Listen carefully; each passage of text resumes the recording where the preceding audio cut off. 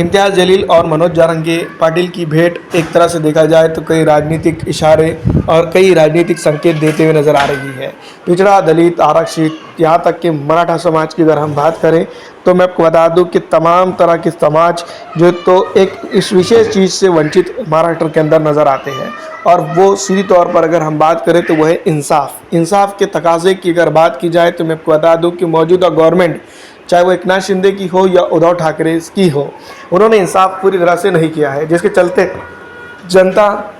सीधी तौर पर मौजूदा गवर्नमेंट के खिलाफ नज़र आती है। दोस्तों मैं आपको बता दूं कि पिछड़ा, दलित, आरक्षित समाज की अगर हम बात करें तो मैं आपको बता दूं कि उनकी स्थिति जो कि तो है, लेकिन डेवलपमेंट के मामले के ऊपर देखा जाए तो कई एक मुद्दों के ऊपर जो तो जनता बात नहीं करती है। लेकिन इम्तियाज़ जलील और मनोज जारंगी की मुलाकात कई एक चीज़ों को इशारा देते हुए नज़र आ रही है। इस बार मनोज जारंगी पाटिल की अगर हम बात करें तो मराठा आरक्षण के मुद्दे के ऊपर सीधी तौर पर वो जो है तो सरकार से भिड़ते हुए और लड़ते हुए नजर आए हैं। जनता के लिए यानी कि मराठाओं के लिए या मराठा समाज के लिए उनका योगदान अगर देखा जाए अब तक के काफ़ी अच्छा रहा है, जिसके चलते इम्तियाज़ जलील की ये चौथी मुलाकात जो तो है, जिसमें उन्होंने सीधी तौर पर इम्तियाज़ जलील साहब ने सीधी तौर पर अगर बात की जाए तो मनोज जारंगी पाटिल को एक्टिव पॉलिटिक्स में यानी कि राजनीतिक पॉलिटिक्स में आने का भी न्योता दे दिया है। वहीं अगर आप बात करें इम्तियाज़ जलील की तो इम्तियाज़ जलील साहब ने सीधी तौर पर ये बात कहा है कि जिस तरह का जो माहौल बना हुआ है उसकी जिम्मेदार फिलहाल जो तो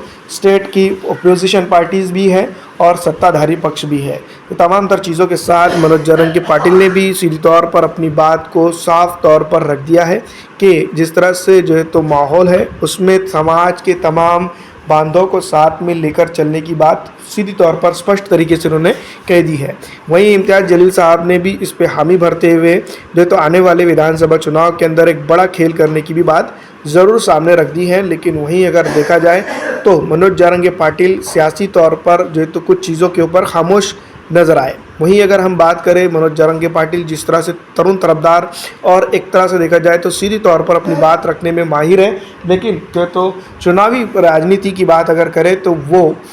इसके ऊपर सीधी तौर पर बात करते हुए नज़र नहीं आए हैं। यहाँ पर हम ज़रूर ये कह सकते हैं कि मनोज जारंगी पाटिल सिर्फ और सिर्फ मराठा आरक्षण से ताल्लुक़ रखने वाली बातों के ऊपर ज़्यादा जोर देते हुए दिखाई दिए। लेकिन दोस्तों मैं आपको बता दूं कि एक छोटी सी प्रेस कॉन्फ्रेंस में उन्होंने सीधी तौर पर ये साफ कर दिया कि जनता के साथ नाइंसाफ़ी उन्हें भी बर्दाश्त नहीं है। मराठा आरक्षण के ऊपर जो है तो उनका अपना मौक़ूफ़ है, लेकिन सीधी तौर पर अगर बात की जाए तो मुस्लिम, पिछड़ा, दलित, आरक्षित समाज के साथ भी समान जो है तो इंसाफ हो, ये भी उनके जो है तो एजेंडे में शामिल है। तो दोस्तों ये बात साफ तौर पर कही जा सकती है कि इम्तियाज़ जलील जिस तरह से चौथी बार मनोज जारंगी पाटिल से मिले हैं और उसके ऊपर जो है तो सीधी तौर पर उन्होंने अपनी बात कह दी है, ये कहीं ना कहीं आने वाली राजनीति का एक बड़ा संकेत दिखाई दे रहा है। आपको क्या लगता है कमेंट करके ज़रूर बताइएगा।